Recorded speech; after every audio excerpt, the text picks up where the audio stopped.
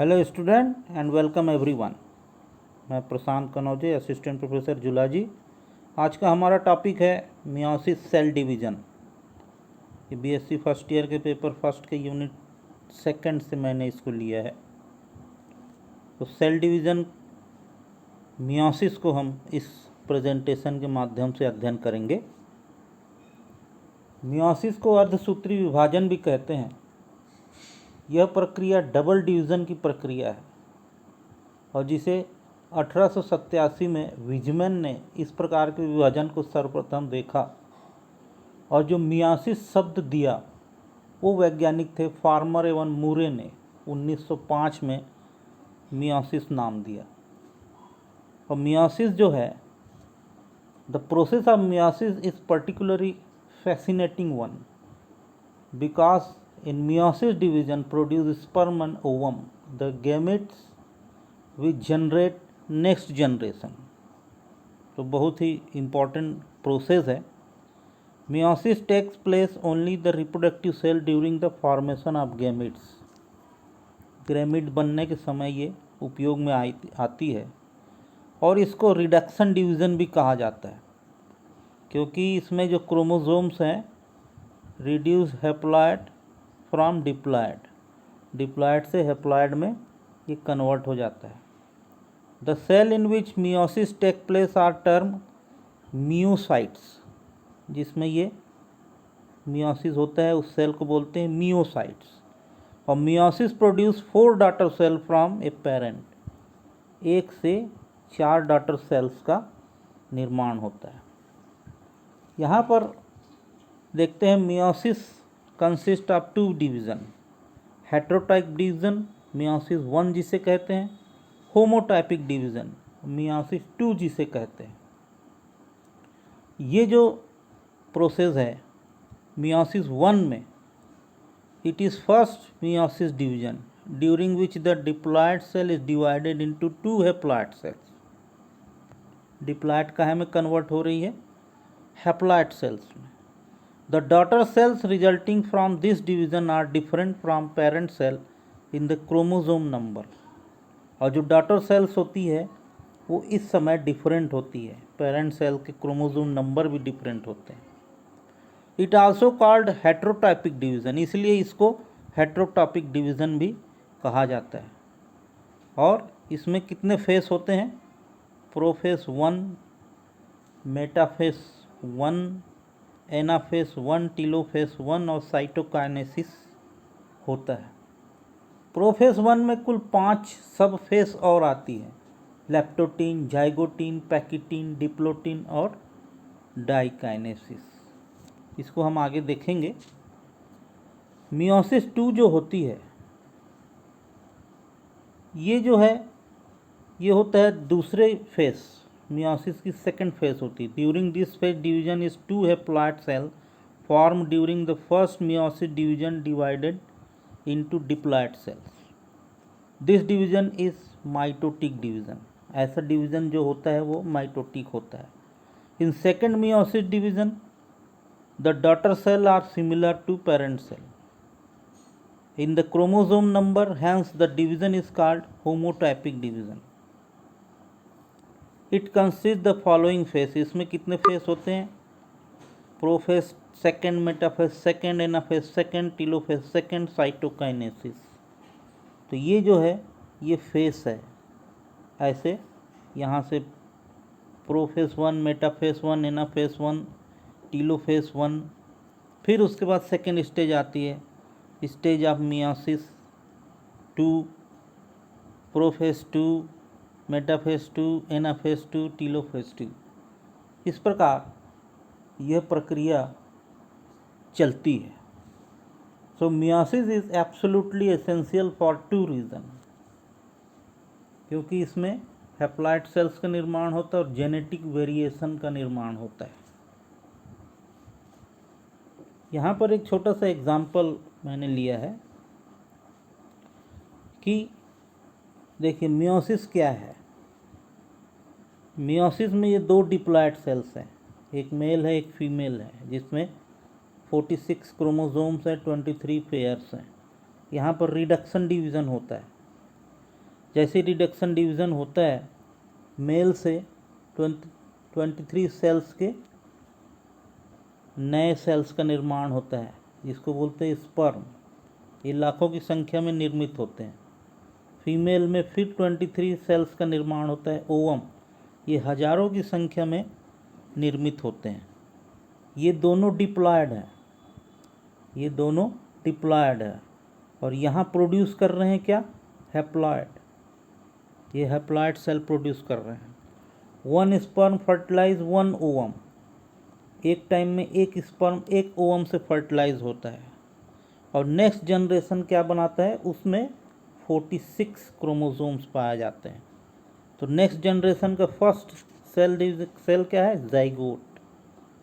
और ये आगे डिवीज़न कर रहा है, यहाँ 46 है और 2 डिवीज़न हो, ये कर दिखा रहे हैं, क्या कर रहे हैं, माइटोसिस।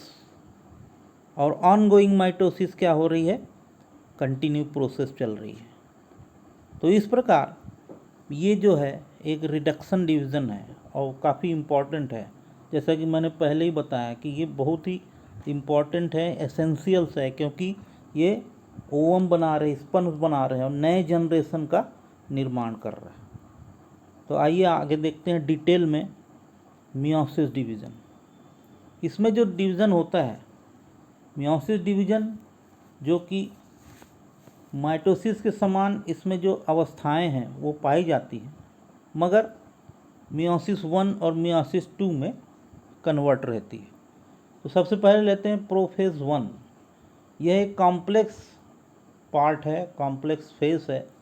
मियोसिस 1 में अधिकतम समय तक रहने वाली अवस्था है और इसमें 4-5 सब फेस आती है। पहला है लेप्टोटीन। इंटरफेस में जब सेल तैयार हो जाती है, इंटरफेस स्टेज में जब सेल ये तैयार हो जाती है, तो फर्स्ट फेस आती है लेप्टोटीन।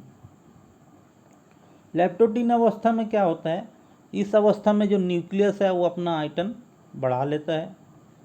केंद्रक जो न्यूक्लियस का जो क्रोमेटिन का जो जाल है वो गाढ़ा होने लगता है, क्रोमोसोम्स में चेंजेस आने लगते हैं, क्रोमोमियर स्पष्ट हो जाते हैं, और जो क्रोमोमियर क्रोमोसोम्स के क्रोमोमिनिएटा, क्रोमोनीमा या क्रोमेटिन फाइबर्स के स्थान में जहाँ क्रोमेटिन अधिक ज़्यादा कॉइल्ड होता है, इसी स्थान पर पहुंचकर वहीं पर जीन भी होता है, और ये होमोलॉगस क्रोमोसोम्स होते हैं। देखो ये क्रोमेटिड्स जो बना रहे हैं, ये जाल बना रहे हैं। जाइगोटिन अवस्था में क्या होती है, इस अवस्था में प्रत्येक क्रोमोसोम अपने होमोलॉगस क्रोमोसोम्स के साथ एक पेयर बना लेता है, जोड़ा बना लेता है, और इस होमोलॉगस क्रोमोसोम के साथ जोड़ा बनाने की क्रिया को सिनेप्सिस कहते हैं। ये जो होमोलॉगस का एक क्रोमोसोम होता है, एक मैटरनल का और दूसरा पैटर्नल का होता है। ये देखो, ये यहाँ पर होमोलॉगस पेयर का निर्माण होता है, इसको कहा जाता है जाइगोटीन। इसके बाद आती है पैकिटीन अवस्था। इस फेस में क्या होता है, क्रोमोसोम के क्रोमेटिड स्पष्ट हो जाते हैं, क्लियर हो जाते हैं, और जो क्रोमोसोम्स के जो आधे क्रोमोसोम्स होते हैं स्पष्ट होने के कारण क्रोमोसोम जोड़े में एक साथ 4 जगह क्रोमेटिड्स बनाते हैं। इसे ट्राईवेलेंट कहते हैं या टेट्राड कहते हैं, ट्राईवेलेंट या टेट्राड कहते हैं। और जो प्रत्येक जो क्रोमोसोम्स है वो लंबाई में बढ़ता है और कियाज्मा बनाता है। क्या फॉर्मेशन करता है, चियाज्मा, चियाज्मेटा का फॉर्मेशन करता है। इसके बाद आती है डिप्लोटीन स्टेज। इस स्टेज में होमोलॉगस जो क्रोमोसोम है, ये सिनेप्टिक बल के आकर्षण के अभाव के कारण जोड़ों में रिफ्लेक्शन पैदा होता है, विकर्षण बोलते हैं इसको, और इस रिफ्लेक्शन के कारण होमोलॉगस जो क्रोमोसोम्स है उसमें अनकॉइलिंग होने लगता है। यहाँ पर अनकॉइलिंग होने लगता है किसमें, डिप्लोटीन अवस्था में। और चियाज्मा जो है, चियाज्मेटा जो है, और क्लियर हो जाते हैं और क्रॉसिंग ओवर होता है, और क्रोमोसोम जो है क्लियर और एकदम मोटे हो जाते हैं। यहाँ पर क्रॉसिंग ओवर की क्रिया हो रही है। क्रॉसिंग ओवर मतलब एक्सचेंज ऑफ जेनेटिक मटेरियल।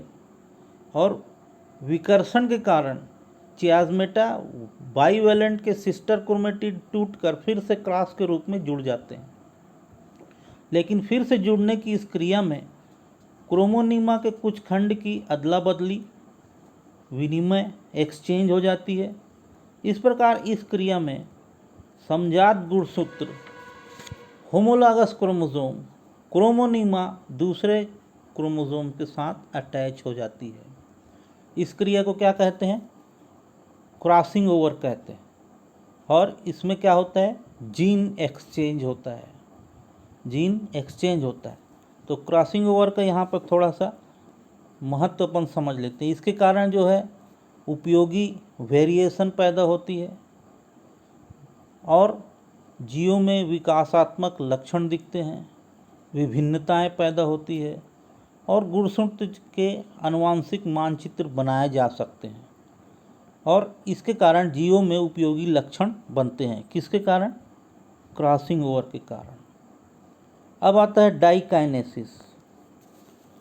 जो होमोलॉगस क्रोमोसोम्स के क्रोमेटिड पुनः आपस में पास पास आते हैं और अधिक क्वाइल्ड होने लगते हैं और यह जो क्रोमोसोम्स की जो सतह होती है, जो सरफेस होती है, वो दानेदार होती है और होमोलॉगस क्रोमोसोम्स के जो पेयर होते हैं, दोनों क्रोमोसोम दूर दूर जाने लगते हैं। जो न्यूक्लियर मेम्ब्रेन है और न्यूक्लियोलस है, ये समाप्त होने लगती है और जो सेंट्रियोल है वो डिफरेंट ध्रुव में खींचने लगते हैं। ये सेंट्रियोल जो है डिफरेंट पोल में खींचने लगते हैं। अब इसके बाद फेस आती है मेटाफेस 1। इस अवस्था में जो न्यूक्लियर मेम्ब्रेन और न्यूक्लियोलस जो है वो ख़त्म हो जाती है। स्पिंडल जो है पूर्ण रूप से बन जाता है। क्रोमोसोम जो स्पिंडल फाइबर के मध्य में आ जाते हैं, ये बीच में आ गए हैं, बीच में आ जाते हैं। इस प्रकार जो सेंट्रोमियर बाहर की ओर अलग अलग पोल में अग्रेसित होने लगती है और क्रोमोसोम्स बीच में आ जाते हैं। इसको कहते हैं बाइवेलेंट सेंट्रोमियर। इसको क्या कहा जाता है? बाइवेलेंट सेंट्रोमियर से ये जुड़ जाते हैं। इसके बाद आता है एनाफेस।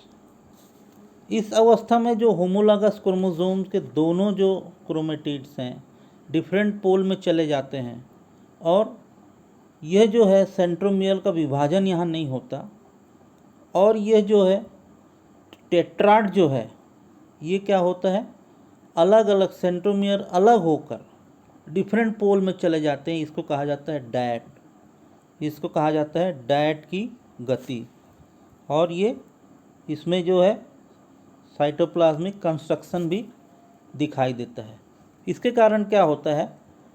जो मैटरनल और पैटर्नल जो सेंट्रोमियर अलग हो जाते हैं और मैटरनल पैटर्नल खंड के जो क्रोमोसोम्स होता है उसमें चियाज़मेटा बनने और एक्सचेंज के फलस्वरूप ये सब होता है।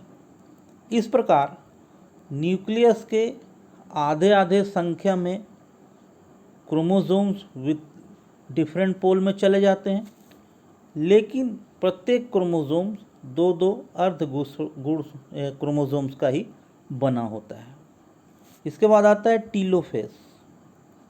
ये टीलोफेस डिफरेंट पोल में क्रोमोसोम जाने के कारण चारों तरफ ही न्यूक्लियर मेम्ब्रेन बन जाती है, न्यूक्लियोलस भी आ जाता है, फिर से बन जाती है और क्रोमोसोम फिर से लंबे पतले क्रोमेटिन का जाल बना लेते हैं।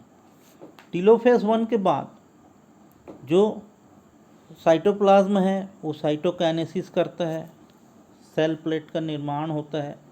साइटोकाइनेसिस में एक प्लेट का निर्माण होता है और इसका विभाजन होता है और दो सेल्स का निर्माण होता है। इस प्रकार जो है फर्स्ट मियोसिस विभाजन के बाद एक कोशिका से, एक सेल से दो ऐसी सेल बनती है जिनमें गुण क्रोमोसोम्स की संख्या पैटर्नल सेल्स की आधी होती है।